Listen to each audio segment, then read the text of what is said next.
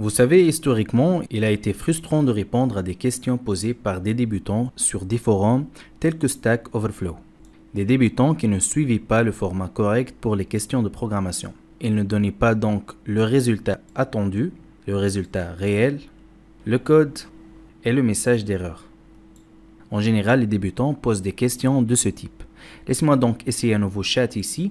Ils disent alors « Ce code ne fonctionne pas. Quel peut être le problème ?» Et ils donnent le code. Il est donc logique de donner le code, sinon les gens ne le connaîtront pas. Mais par cela, ils ne mentionnent pas ce qu'ils attendent de ce code et quel est le résultat réel. C'est donc une information insuffisante pour les personnes qui voulaient vous aider. Mais aujourd'hui, c'est un avantage de poser des questions simples à ChatGPT lorsqu'il s'agit de problèmes de programmation. Essayons donc ceci ensemble. Je vais ouvrir VS Code. Prenons ce code, je vais supprimer les fonctions flottantes. Donc je vais supprimer float ici et float ici. Donc on veut simuler un problème ici. On va exécuter. Encore une fois 5 et 3.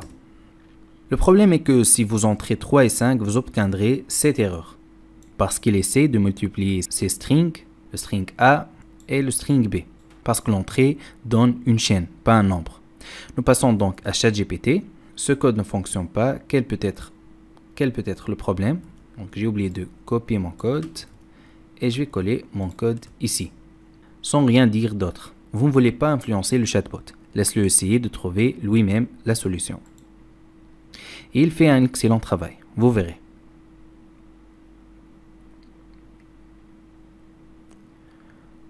Et voilà, le problème dans ce code que vous avez fourni est que les entrées obtenues à partir de la fonction input sont des chaînes de caractères.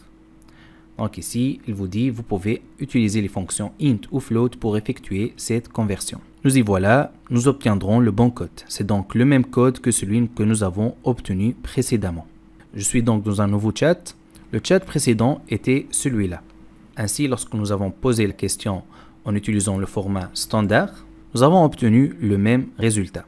C'est donc l'autre façon d'interroger ChatGPT pour résoudre les problèmes. Il n'est donc pas nécessaire d'utiliser la méthode la plus longue. Essayons un autre exemple rapide. Donc, je vais ouvrir VS Code. Je vais trouver ci-joint le fichier HTML. Et nous allons copier ce code. Il y a une faute de frappe. SCR devrait être SRC. Et non pas SCR. Et c'est quelque chose qu'un programmeur pourrait avoir du mal à trouver parce que c'est quelque chose de petit et que les erreurs pourraient ne pas être très utiles. Mais ChatGPT fera un excellent travail ici aussi. Je vais expliquer pourquoi.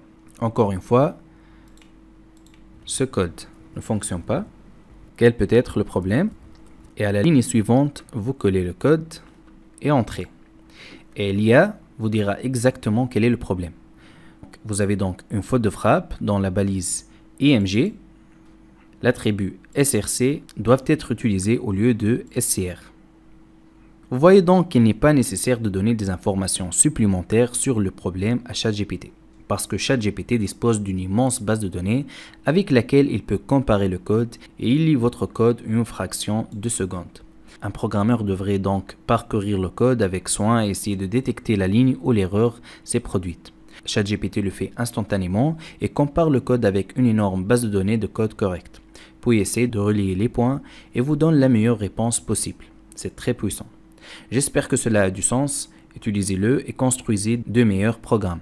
Merci beaucoup. Je vous donne rendez-vous dans les prochaines vidéos. À bientôt.